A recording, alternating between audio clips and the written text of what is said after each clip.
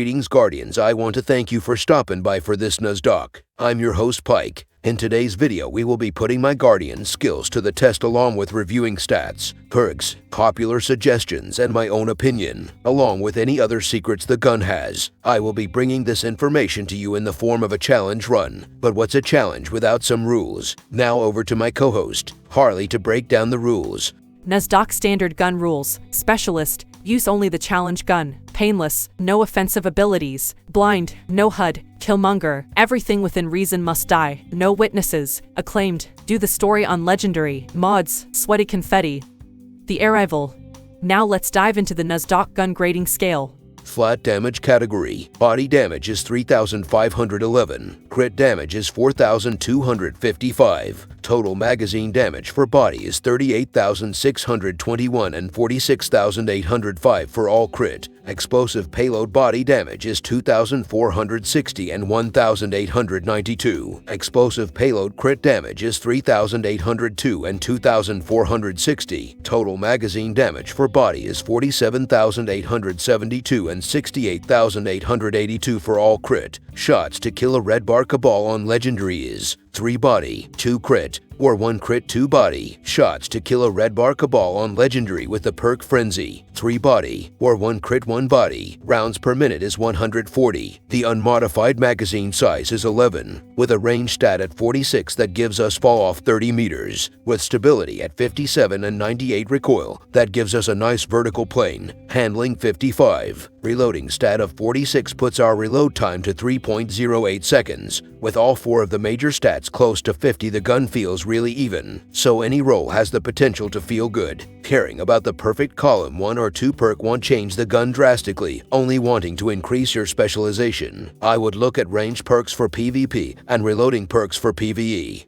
Bracket 1. Stat distribution and numbers. For the stat bracket, this gun gets an 8 out of 10. Having a lot of strong middle stats will let you get to your desired peak with fewer perks.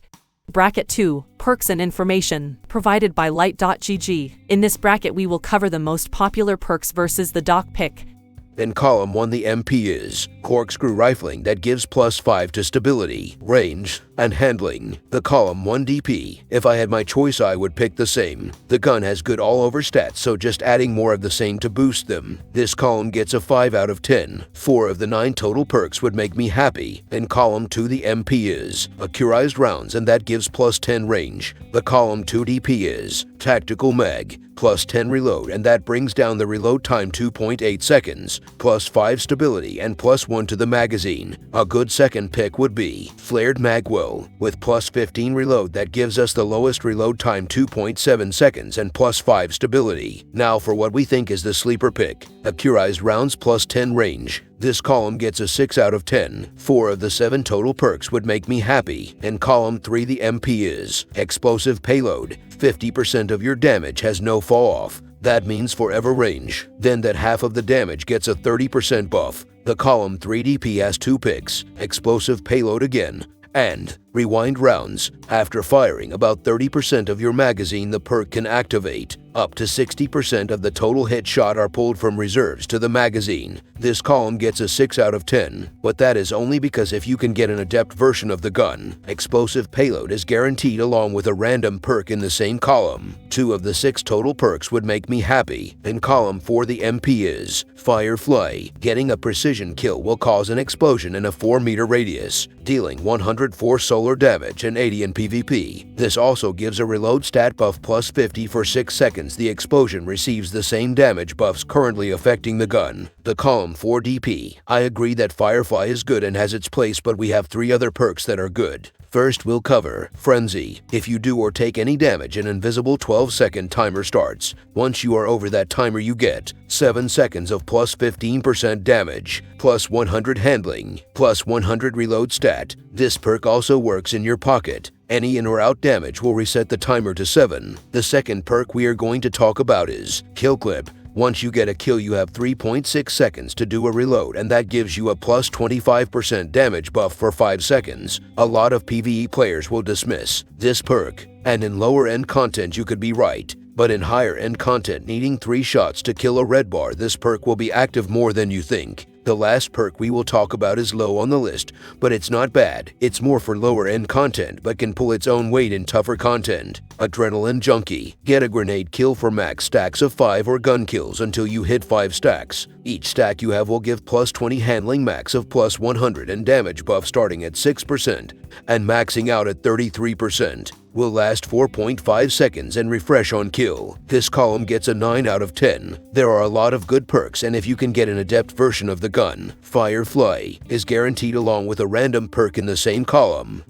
For total overall of the perks bracket, Fatebringer gets a 7 out of 10. It has a lot of great roles, and being adept with guaranteed perks really takes a lot of pressure off. But in column 3, having limited happy rolls could hurt a newer player trying to farm, especially if they can't get an adept roll. But on the good side, a lot of perks are good in both PvE and PvP, so the perfect roll can cover both game modes, and a lot of guns can't say that. Bracket 3, competitive. For the PvP role, I agree with Light.GG as being the best and most new light friendly. The perks we would choose are Corkscrew Rifling, Accurized Rounds, Explosive Payload, and a new perk we haven't covered yet, and what I think might be the sleeper pick, Opening Shot. After not firing the weapon for 3.1 seconds, you get plus 20 range and plus 20 aim assist on the first bullet you shoot. Now this applies funnily to pulse rifles by only buffing the first bullet of the burst, not the group. But why this is the sleeper pick is because of our unmodified reload stat of 3.08 seconds. This reload is the perfect time marker to know when your gun gets a big stat buff for free. The reload perks the gun has will lower the time under the opening shot window, and that's fine. You just have to know that there's situations you could be in that you won't have that buff. The masterwork that I think helps the most for PvP is the Handling Masterwork. It gives plus 20 handling. Over to Docula to give us his PvP breakdown. Fatebringer was getting some nice 3 for crits, but they couldn't be paying attention to me. I got told go sit down by quite a few pulse rifles. But let me tell you, I was feeling the love from Opening Shot. I would struggle with the follow-up shot, but helping to clean up a weak guy or team shooting feels great. That Opening Shot bullet tracks right to the head. Even when I feel like I'm all over the place, those shots just love to land. The rest is skill issue. My skill issue. If you're good or they're bad, 3 shots can do you well. But if you're in the lower skill bracket, I was needing 4 shots and everything was checking me. Slow and steady wins the race with this gun. It's very good, but not very forgiving if you miss. As of right now in this sandbox, we have to give the PvP bracket a 4 out of 10. It can be great if you're skilled, but a newer player will more than likely struggle to get their own kills, but could really enjoy following a friend around the map with this. The Investigation. Bracket 4, accuracy and reloading.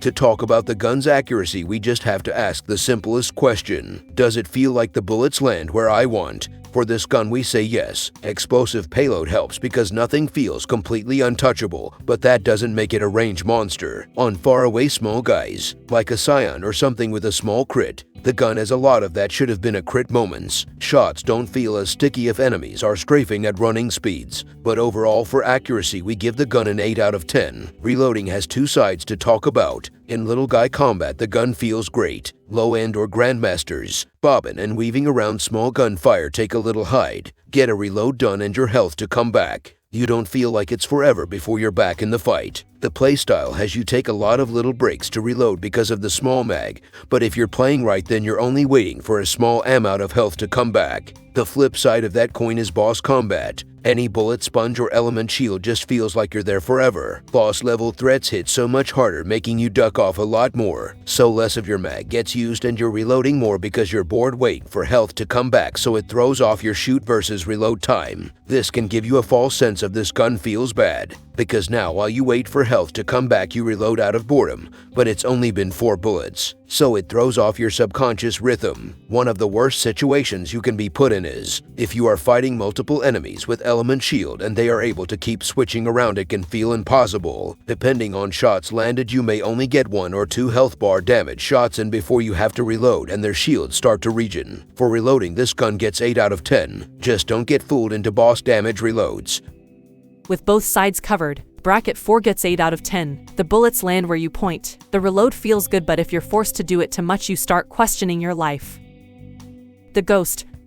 Bracket 5, built a suit.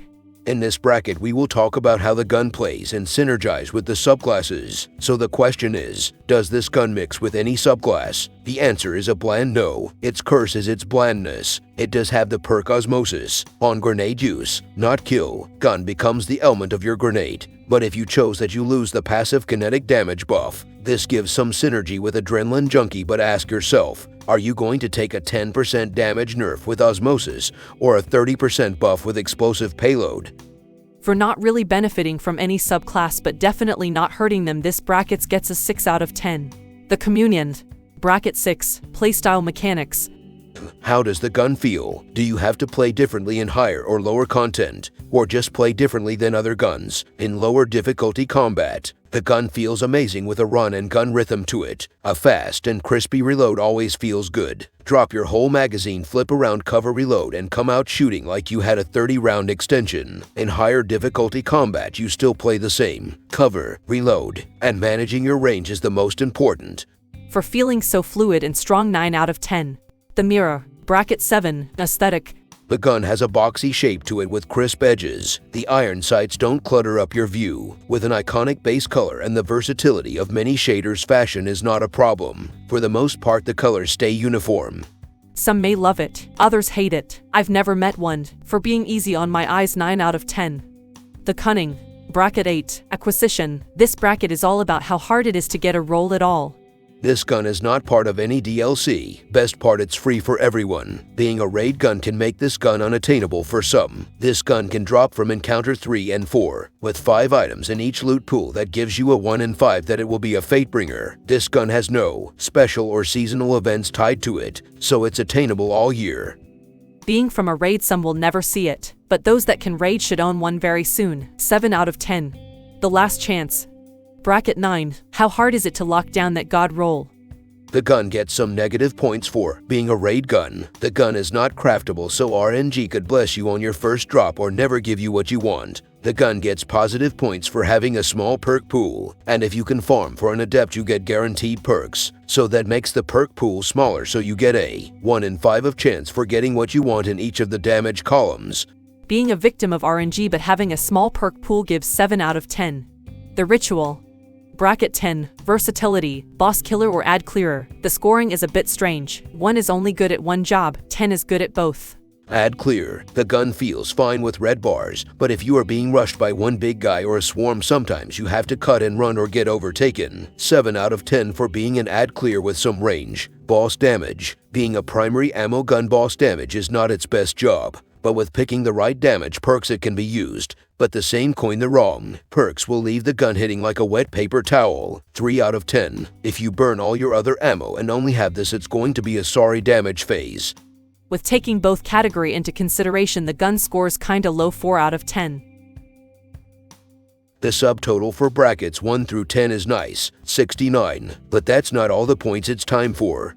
Bonus gun memes. Making our way over to Google Images and looking up Fatebringer memes. Look what they need to mimic a fraction of our power.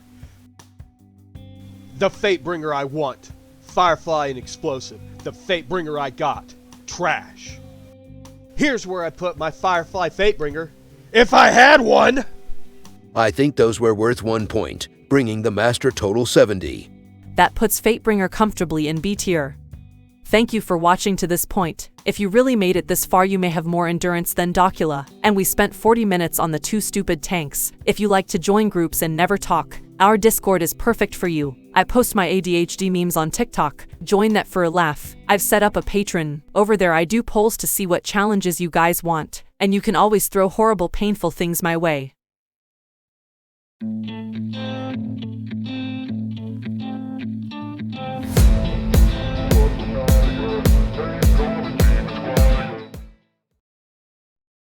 I would like to take this moment to talk about the Elucent Hive. The Knights like to stand in one place and eat a big bowl of 9mm, and sometimes he throws things. The Acolyte never stops throwing things, and he has 3 pogo sticks jammed up his ass. The Wizard can be summed up in one sentence. Stop healing, you asshole!